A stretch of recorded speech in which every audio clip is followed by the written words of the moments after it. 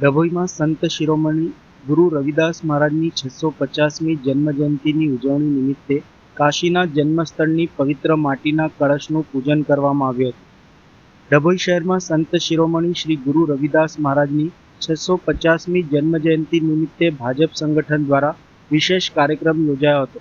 કાશીના સીર ગોવર્ધનપુર સ્થિત તેમના જન્મસ્થળની પવિત્ર માટી કળશમાં ભરી ડભોઈમાં લાવવામાં આવી હતી. શનિદેવ મંદિર ખાતે કળશ યાત્રા સાથે પવિત્ર કળશનું પૂજન કરવામાં આવ્યું હતું. આ પ્રસંગે ડભોઈના ધારાસભ્ય શૈલેષભાઈ મહેતા સહિત ભાજપના આગેવાનો, નગરપાલિકાના સદસ્યો અને મોટી સંખ્યામાં કાર્યકરો ઉપસ્થિત રહ્યા હતા.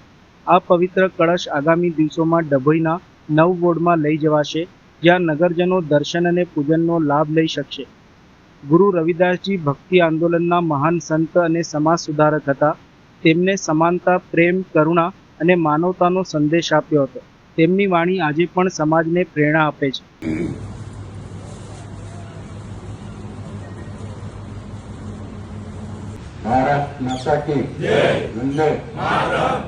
રવિદાસ મહારાજની 650મી જન્મજયંતિ અને એના ઉપલક્ષમાં સમગ્ર દેશ અને દુનિયામાં રવિદાસજીના નામના કળશની યાત્રા કાઢવામાં આવી છે. એના ભાગરૂપે દરબાવતી નગરીમાં આજે કળશનું પૂજન કરવામાં આવ્યું અને કળશ યાત્રાની શરૂઆત કરવામાં આવી છે. દરબાવતી નગરના 9 વોર્ડમાં આ કળશની યાત્રા થશે. મંદિરોમાં એનું પૂજા થશે.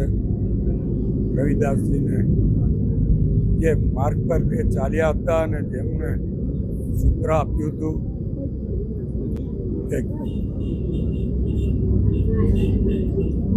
અસ્પૃશ્યતા નિવારણ, જે એ જમાનામાં એટલે કે 15-16મી સદીમાં જ્યારે એક રવિદાસજી હતા ત્યારે અસ્પૃશ્યતાનું ખૂબ મોટું ચલણ હતું.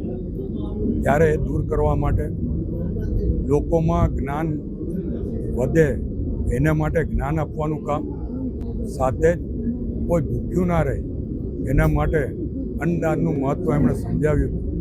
અને આપણે સૌ જોઈ શકીએ છીએ કે નરેન્દ્રભાઈ મોદી, આપણા વડાપ્રધાન છે, આ રવિદાસજીની કળશની યાત્રાનું પ્રેરણા આપીને એના ભાગરૂપે જ આજે દેશમાં યાત્રા નીકળી રહી છે.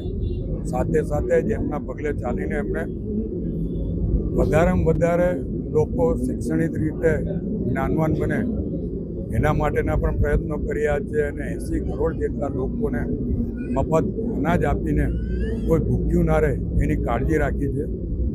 આપણે સૌ સંત રવિદાસજીના માર્ગે ચાલીએ, એમણે બનાવેલા રસ્તે ચાલીએ અને એના દ્વારા આપણે સૌ એક સમાજની રચનાનો એમનું જે વાત હતી, તમામ સાથે બેસે, સાથે પૂજન કરે અને સાથે જ્ઞાન મેળવે એવી જે એમની વિચારસરણી હતી, એ વિચારસરણીને અનુરૂપ કાર્ય કરે એ જ અભ્યર્થના સાથે હું તમામને રવિદાસજીને આ યાત્રામાં જોડાવા માટે આહ્વાન કરું છું કે દરબાર નગરીમાં જ્યારે કળશ આવે ત્યારે એની સાથે તમામ જોડાઈએ અને એમને બતાવેલા માર્ગે આગળ વધીએ.